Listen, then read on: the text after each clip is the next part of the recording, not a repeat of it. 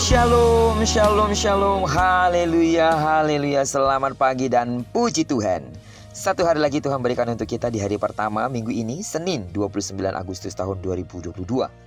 Ini adalah sebuah anugerah yang harus bisa kita jalani dengan penuh tanggung jawab tentunya di hadapan Tuhan. Dan sama seperti Dia telah memberkati tidur malam kita, maka Dia juga pasti akan memelihara memberkati kita di sepanjang hari ini. Baiklah, sebelum kita lebih jauh melakukan semua kegiatan kita hari ini, seperti biasa, izinkan kembali Tuhan bicara kepada kita melalui pembacaan Alkitab satu hari satu pasal dari pembacaan 5 hari bersama Kitab Perhatapan. Dan hari ini kita telah memasuki hari yang keempat. Maka kita akan membaca Kitab Perhatapan pasal yang keempat, ayat pertama sama dengan ayat yang ke-22. Judul renungan kita pada pagi hari ini, wajib melakukan hal yang benar. Sebagai pengantar renungan ini, saya akan coba bacakan untuk kita ayatnya yang ke-13.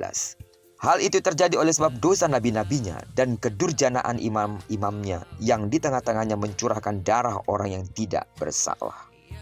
Isi pasal yang keempat ini memiliki kemiripan dengan pasal yang kedua. Yeremia mulai membandingkan keadaan Yerusalem sebelum pengepungan dan perusakan yang dilakukan oleh bangsa Babel dan keadaan sesudahnya. Lalu penulis menyatakan bahwa semuanya itu terjadi karena keberdosaan bangsa Yehuda.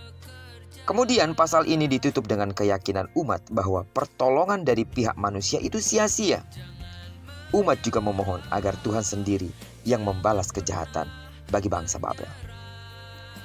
Apa yang dilakukan oleh bangsa Babel sangat kejam. Mereka begitu brutal dan tak berperi kemanusiaan.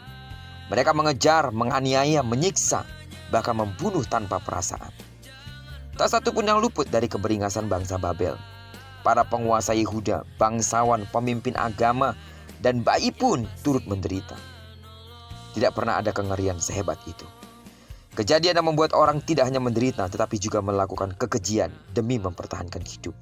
Karena itu, Yeremia bernubuat, lebih bahagia mereka yang gugur karena pedang. Kekejian orang Babel ini membuat mereka tidak menghormati para pemimpin agama. Yeremia mengatakan bahwa semua itu bukan karena semata kekejian mereka, tetapi juga berbagai dosa yang dilakukan oleh para nabi. Mereka sepatutnya bernubuat dan menyampaikan kebenaran dan keadilan Tuhan. Namun para nabi palsu tersebut, mereka tidak melakukannya. Sebab mata hati dan mulut mereka telah dijejali dengan kekayaan dan kemewahan hidup. Mereka juga menjerumuskan bangsa Yehuda hidup dalam keberdosaan. Kini mereka pun merasakan dampak negatif yang merusak. Mereka tidak hanya menderita, tetapi harga diri mereka juga turut terkoyak-koyak. Harta dan kekayaan memang bisa membungkam mulut kita untuk berhenti menyuarakan kebenaran dan keadilan. Namun sebagai orang yang percaya kepada Tuhan, marilah kita memohon kepada Dia agar kita dimampukan untuk melakukan kewajiban dengan baik dan benar.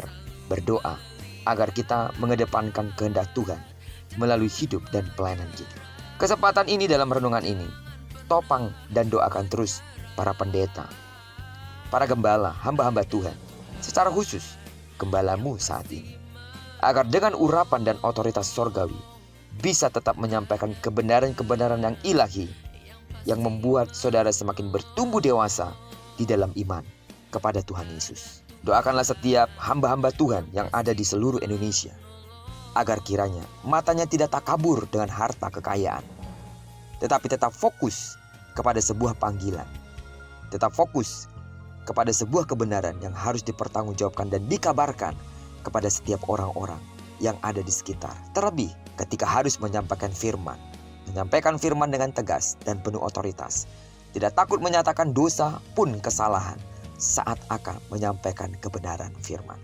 Kiranya terus doakan hamba-hamba Tuhan, terlebih gembalamu, agar dapat menyampaikan firman sesuai dengan otoritas sorgawi. Sebab kebenaran adalah kebenaran yang harus diberitakan.